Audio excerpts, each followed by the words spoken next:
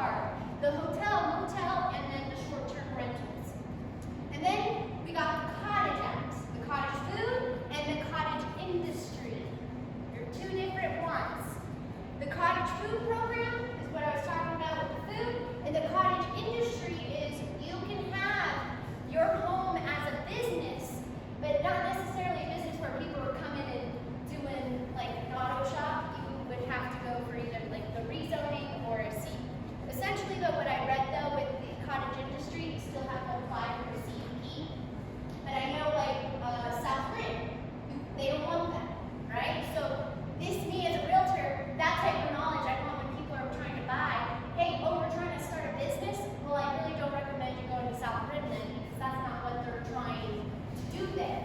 That's another reason why it's important that realtors know what is happening in this area and what we want in this area. And then the beauty of remote Wi-Fi. I had Starlink and I was pretty impressed. And that opens the door up to so many. I know a good majority of the people that I know work remotely. No, that's not correct actually. I know a lot of people here. It's probably 20% of people work remotely. And commuting. We are the center of Flagstaff, Williams, and Tucson and Grand Canyon. We are quite literally in the middle. And that could go into a whole other thing, transportation. I really do believe public transportation would be amazing. I know people that are driving the flag every day for work from their 8 to 5. Imagine if there was a bus that was able to take everybody there, or to Williams, or the Grand Canyon. I'm still kind of amazed there's no public transportation at least to the Grand Canyon. Health. Another priority for me. Water. So black gray water, that's where the innovation and the thinking outside the box comes into play, because $40,000 for a septic system is a lot. It's a lot for people, and it's hard, and I feel that there's other options, there's other solutions. So that's just in the works of essentially innovation, right? And then our water aquifer, our precious, precious water. Essentially making sure it doesn't get poisoned with arsenic or uranium. Those are things we have to be aware of and make sure that we know what's happening and to be involved with. It's so important that we're involved and we get involved, because that is the only way we'll be able to make sure we don't get poisoned. Not only that, our rainwater. If our world keeps getting polluted as it is, where does the water come from? The clouds. And then it goes into our system and then we drink it. So it's the same thing. And then so we want drinkable water. And then health services, mental health. I want to put that stick out the window. I think we all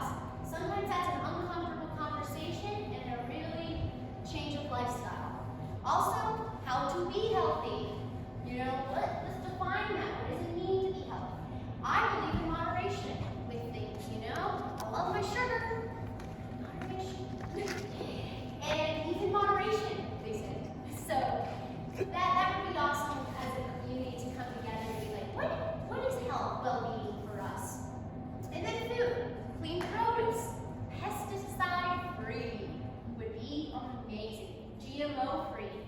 I understand, like, in the macro level, we're trying to mass produce because we have a lot of people to feed. But if we go into the micro level and we support each other, I think we can feed each other forever. And as long as we have greenhouses, we can grow in the winter. So, but we need water.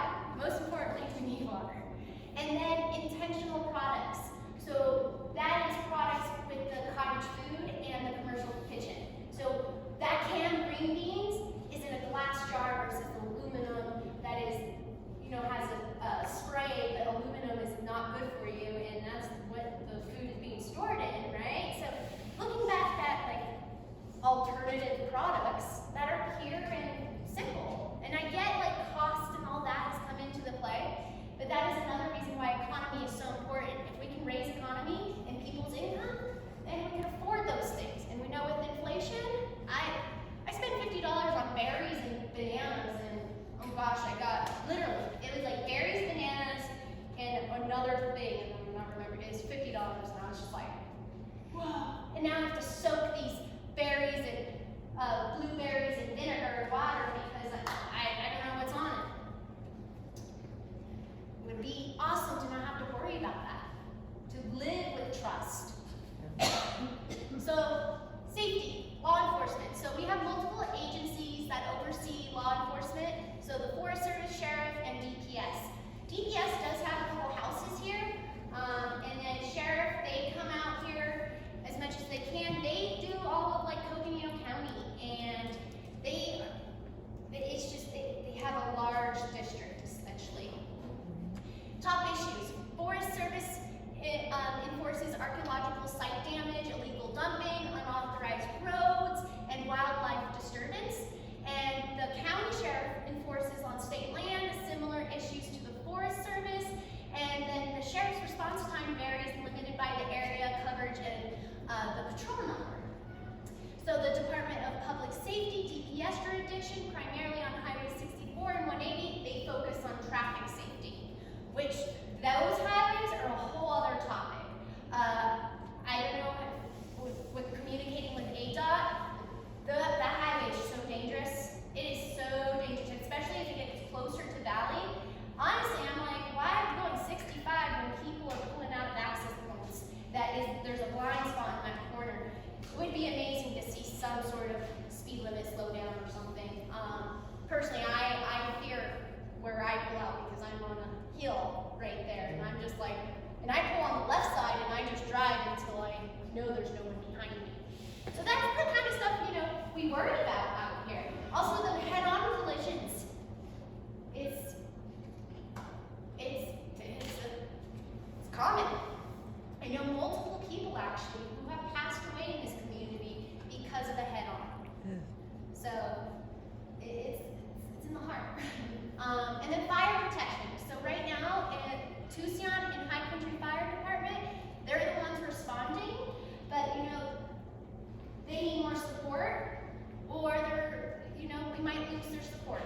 So essentially is how can we come together as a community to support them, to support us, to get a fire station here, and I think seeking all the options that are available for us. There has been discussion in the 1999 area plan about a fire district as well, by the way. And Chief Trotter here really is trying to push that because it's overwhelming. And with the amount of income that they have, it's not enough. And personally, someone's house is on fire, I want to make sure my house doesn't catch on fire, and I want to make sure that, their house, if it can be safe, because there's a fire station a mile away. And then it's also equipment that's equipped for these roads. You don't want to drive a $900,000, $500,000 piece of equipment that's not meant for these type of roads. Yeah. And then damage, right? Okay, more safety. Theft. I've noticed that it's getting better, especially that more people are moving out here. There's more eyes. There's a sense of neighborhood watch. There's some community involvement in that. So that's really reassuring. But one of the things I've noticed too, a lot of theft is happening to the places that people are not at. Yeah. They're not home.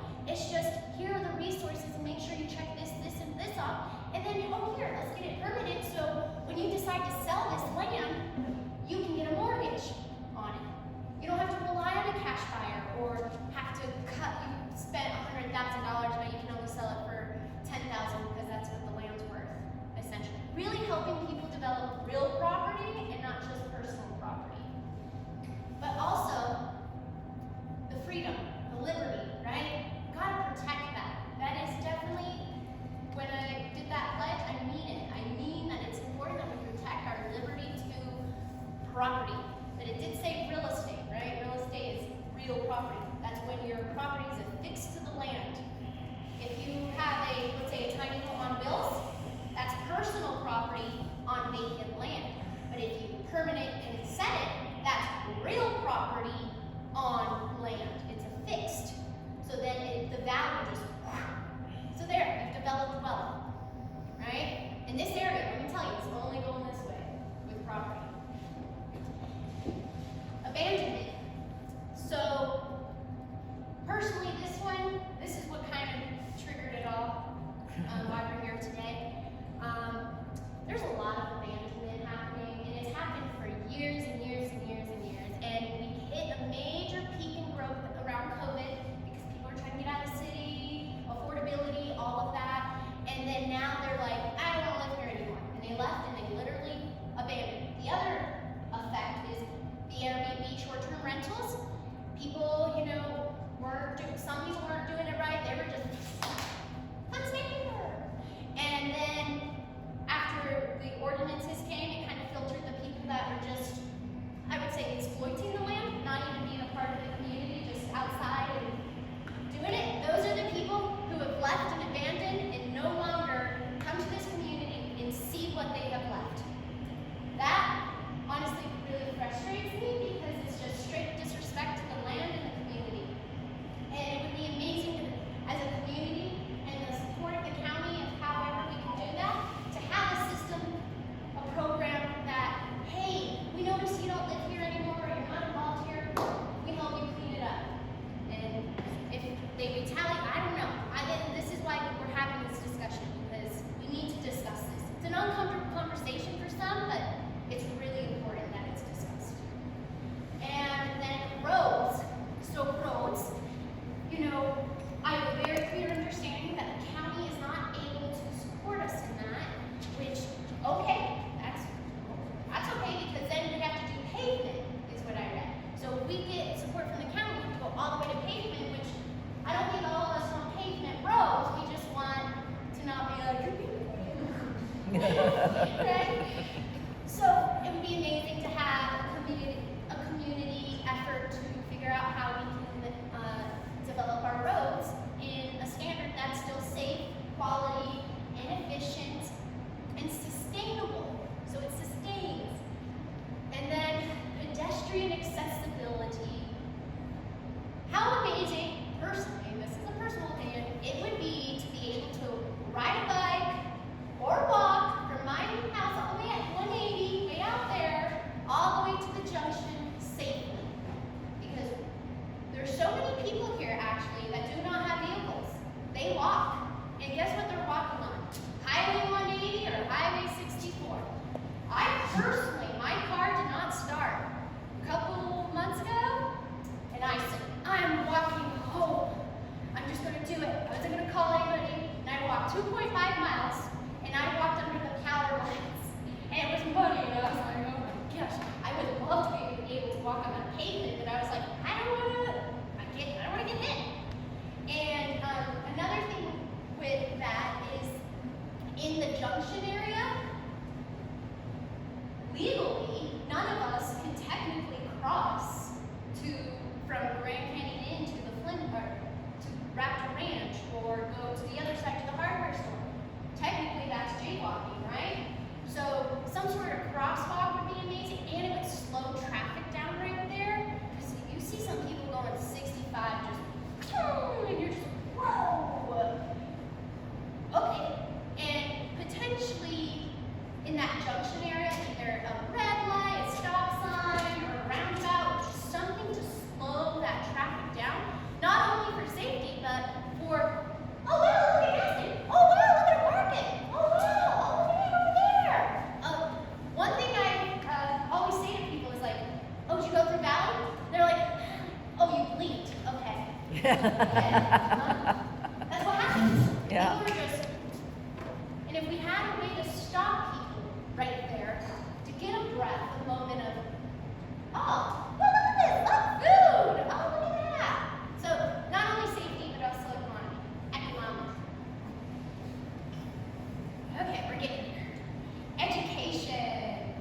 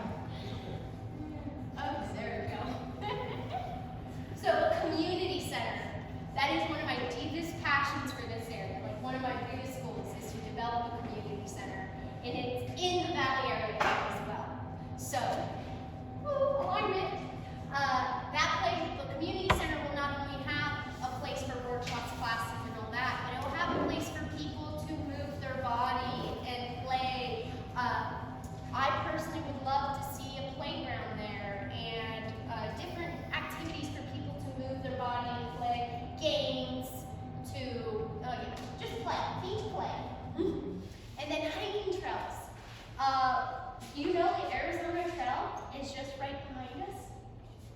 The Arizona Trail that takes you all the way across the state is right behind us, and it'll take you through the Grand Canyon and across and all the way to Mexico. Is right behind us. I believe it's behind Southern Range. And so that's just an example. Not only can we cater to those people hiking that trail, right? Maybe a business opportunity for somebody, but it'd be amazing to have more hiking trails out here, to get the recreation, to get people to go walk outside. And that's where the bike trails and parks kind of comes in. I know there's trust land around us. It'd be amazing to have a park out there so people can go drive over there, go into a park, and go meet neighbors, go hang out with a dog park or something, so people can get out of their holes, because we get in our holes, but also we're in our holes because there's not a lot of options, right? Ball field. There is a ball field behind the Valle Az Park, and I did play baseball when I was 5 there. They did have a big, we were the Tigers. No, Wildcats, red Wildcats. And it was amazing because the community came together to support that and sponsor that. And all the kids from Valley, Mario, anybody knows Mario who hauls water in town? We played baseball together. And the bike trail is the same thing, whether it's a walking trail, bike trail, I don't know, but actually a bike trail out in like the parks and stuff to have a trail or something that can take you to the Grand Canyon, that would be amazing. What would be really, really amazing is connecting Williams, Flagstaff, and Grand Canyon together as a whole bike trail system so people could ride their bike in all of northern Arizona. And conclusion is Valley's development is guided by careful planning, balancing growth with community needs and historical values. We need community involvement addressing local challenges and planning for the future facilities and services.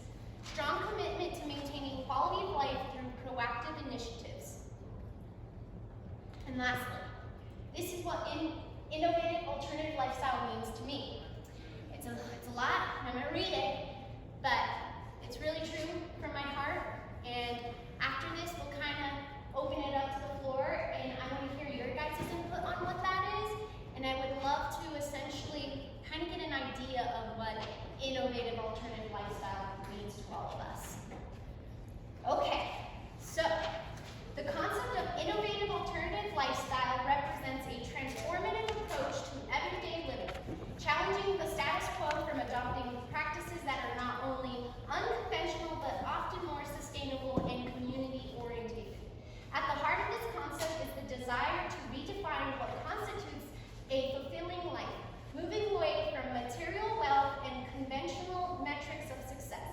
Tiny house living, for example, focuses on minimizing one's ecological footprint and living a simpler, more purposeful life.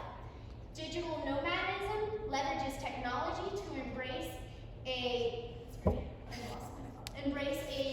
location-independent lifestyle, valuing experiences and flexibility over permanence. Sustainable practices such as reducing waste and prioritizing renewable resources reflect a commitment to preserving the environment for the future generations. Co-housing fosters a sense of community by sharing living spaces and resources. Essentially, the cool thing about Valley is everybody has their property, and then we can all come together to experience those resources and that cohesion together. So liberty, community, coming together. Sorry, lost my diverted. Barter systems and permaculture gardens emphasize a return to localized, self-sufficient economies and food systems, promoting resilience and sustainability. Together, these examples showcase the depth of innovative alternative lifestyle, offering pathways to more meaningful, responsible, and interconnected ways of living. And that is what I have for you today. I can share this PowerPoint with you. I did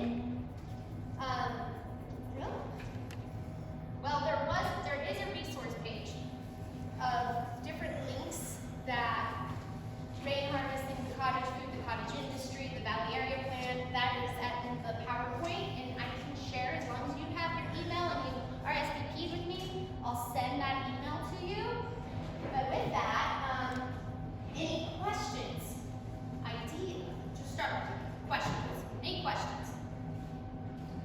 Yes. One thing I think that might be extremely beneficial in line with you pushing this out to everybody else to have a more intimate look at it for themselves is to submit feedback from it after you have received it of what you feel could be some of the things that can push us in the direction that she's expressed.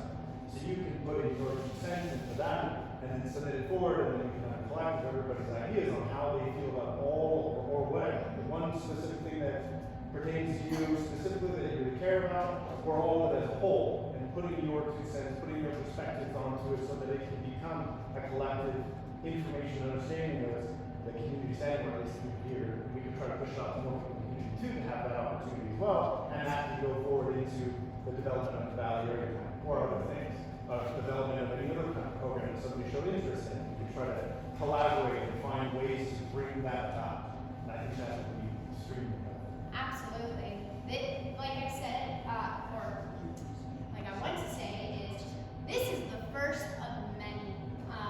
This is just how I like to think of it, like a mushroom, a spore, essentially, the spore of the mycelium.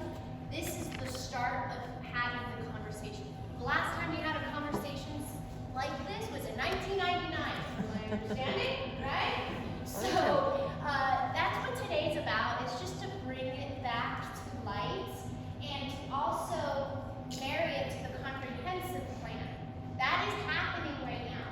So they are essentially taking the information. They did a focus group here a couple months ago. They collected information of what we want for our life out here in Valley and how for Coconino County.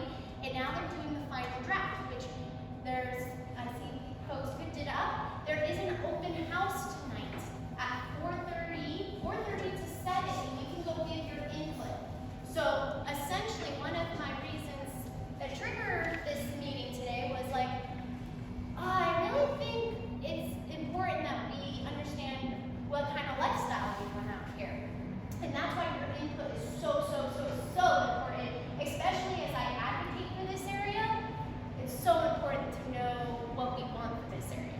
You know, I don't want to just lead off of myself, my desires, right? I want to take the collective and go speak and advocate for us. And truthfully, I would love a harmonious community. So whatever that takes for us to get there, and however, you know, we got to support the people that don't want to socialize, right? You got those folks, and then you got your folks that do, and then you got your folks that want to make economic engines.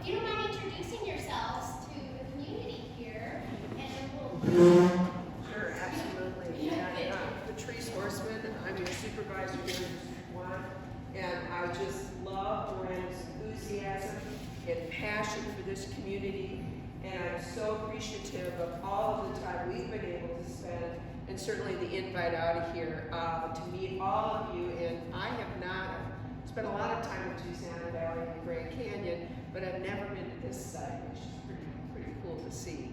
And you know, we do this, what you just said is so key. This is a trusting relationship. You need a trusting relationship to have a family. You need a trusting relationship when you're building a home. You need a trusting relationship to build the kind of community that you're talking about. And I hope that we, your local government, are part of that trusting community and a trusting relationship. Because you know, local government, we're here to provide services. We're here for you. We are here to help produce the dreams in the community that you're talking about. And one of the ways that we do that, besides working with our fire district, is one of the ways that we do that is to work with local communities to hear what you want. It doesn't really matter what I want. What matters is what you want for your community and how can we make that happen. Now, sometimes we're within constraints, and we really go beyond just local government, but we are here to work in conjunction with you all, and that's what that area plan is. We were hoping to start that area plan, and then COVID hit. But maybe it's okay, because there's been a lot of change in this community since COVID. And so I think having a discussion on a new area plan, you know, post-COVID is probably going to be more helpful. We're also in the comprehensive plan process. That's a county-wide process for the whole county. And by the way, it's the second largest geographic county in the continental United States. Only Alaska's got bigger land masses than we have here. Over 18,600 square miles. It has a variety of people, of landscapes, of economies, of culture, and we here in Coconino County want to embrace it all. And so that's what this comprehensive plan is about. The Board of Supervisors will be adopting that in next year, 2025, and it is to have a pathways forward all across the county, understanding the differences and understanding the uniqueness of the county and the diversity of the county for the next 20 years. And that's what I call Envision 2045. It always confuses me when they do that. But anyway, Vision 2045 is because we are looking to plan for the next 20 years. Now, your area plan is part of that. And that takes your complete concerns and talking about innovative alternative lifestyles and incorporating that and what that means to you in this area plan. So Miranda's right. We're going to be out here a lot, and I really look forward to that. I think this is a beautiful part of Coconino County, and I'm really looking forward to getting to spend more time with each of you as we move forward on your area plan. So, Miranda, this was great, and thank you so much. It was wonderful to really see it all in one place in a very clear, concise manner, and I really appreciate that. It's really wonderful, and I'm really glad you all are here.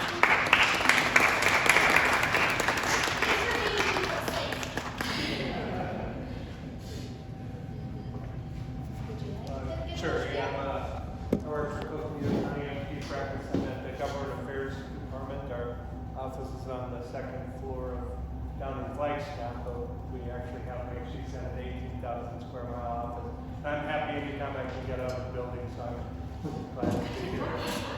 I always say the most underrated skill in government is listening, so I'll stop talking.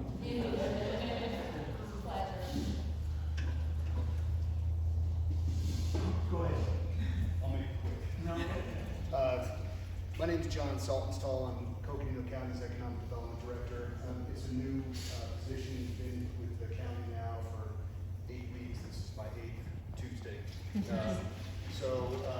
Love hearing what you put out there. I really appreciate the way that you touched on all these elements that contribute to health for an individual and for a community. So on the free three systems to air, water, society, all that. Just super grateful for what you presented here today.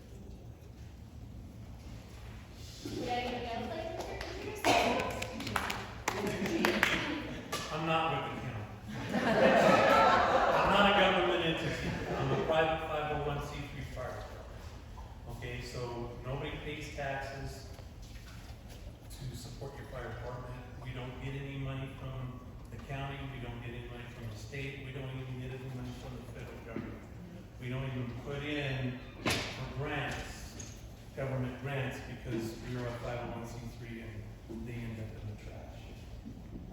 We operate on donations, memberships, and bills. Presently, back up in the year, back past history. We used to come out here all the time and handle calls.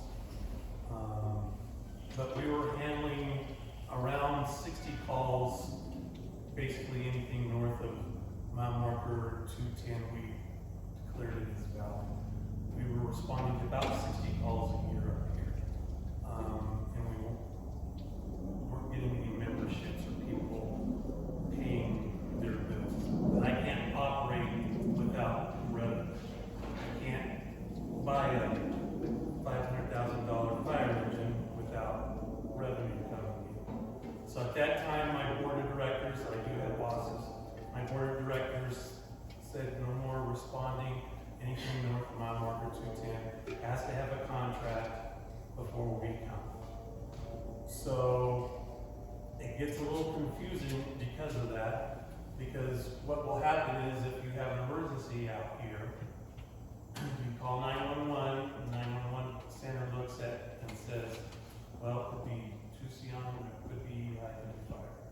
So if they call Tucson and Tucson says, yeah, we're busy, we need coming, they call us, we'll come out. We will bill, but we will come out. Now, in the present, I have a new board of directors, and I've been discussing with them and my staff of possibly incorporating the Valley area back into our response center. But that will mean that you will probably get some mailers, because we'll do some mailers out saying memberships are $300 a year, we're a 501c3, it is tax deductible. Yes, it would be probably a little bit less than what you would pay in taxes, but you have to remember that those 60 calls a year were costing me back then about probably $275 a call. Once we get toned out now, it's $423. Every time I get toned and my fire engine rolls out with 4 or 5 volunteers, that's costing me $425 for communications, insurance, workers' comp, fuel, feeding my volunteers. That's a big chunk I just gave. But it does cost me $423 to roll out of that station on every fire call that we have. So imagine multiplying that by 60 and not having any income coming back to cover that. That's why that all occurred right here. So if we get the community support, we can start taking over.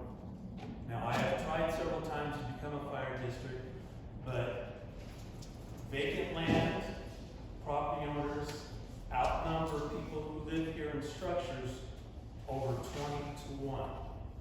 So when I mail out 750 ballots throughout the or petitions throughout the United States, Europe, and Asia, and I only get 7 back, and I submit all of this back to the county saying, here are my signatures, and they say, law says you have to have 50%, so let's what? We're only doing 40%. We can't become a fire district. I wrote a bill, I'm going into details on that. That was going great until I kind of got stabbed in the back by Arizona Fire District Association and William Rogers. But anyway, I tried several times. Ask Patrice that, we've tried twice. old-fashioned way of getting signatures and the petition. But, again, we're doing staff reporting to try and just take in the whole entire valley area, have our main, responsibility to respond. Because one of these days, the Tucson Fire District board members are gonna say, yeah, you can't go outside the city anymore unless you go and help like fire or something. So if you need fire protection, we're real big on EMS. We have medical direction. We only do BLS, basic life support, but we have advanced skills. Our EMTs can start lines, can do airways. The only thing I can't do is push medication through that IV. That's the only thing I can. And basically, 90% of a paramedic's job is pushing morphine or fentanyl for pain. I'm working on another proposal with DHS to allow us to push epi during codes. We might do it. So, anyway, we're real big on EMS. Out of my 20 volunteers, I have 12 EMTs. Okay? So, like I said, we carry cardiac monitors, we can tell if you're having a heart attack or not. Like I said, we do airways, IVs. We can sustain life until the Lord gets there to push through the ambulance. So, that's just a quick report from me. Thank you. All right. Appreciate it. Question. What's your response time out to here roughly? My response time is only like 14 minutes. Oh, But, really? my engine's gonna take 18, 20 minutes to get out there, especially some of these side roads where they're only gonna be doing 2 miles an hour driving around big potholes. My rig I do, I have all the EMT stuff on it, because I am an EMT, but I also have 300 gallons of foam. I have a self-contained capsule. So any wildland fire, any structure fire, I can still dump 300 gallons of foam. Not to completely put it out, but at least knock it down until the engine and everybody else shows up. Are any of the other volunteers from here? We have land, if I can get some money, I want to build a station up here and attach to the station a big rec center. Because I've got plenty of land to do that. But yeah, if we can get volunteers to help man that station, that would be great. Because I'm going to the training in June, I think it is, over the county. So, So, Exactly. Well, it's highlighting the importance of coming together and discussing and making a plan and taking action. Action, right? And like you said, money. So how can we tap into that artery right there to help raise funds, to bring the resources we need so we can sustain and live, right? Essentially, that's one of the goals. Because we have an artery right there.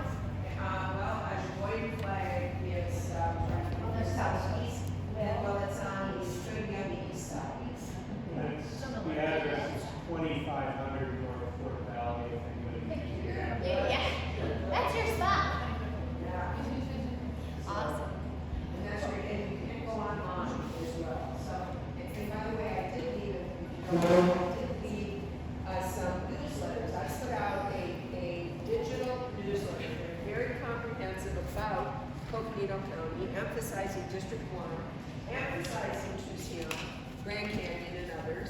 And so if you would leave your name and your email address, I will add your email to the newsletter list.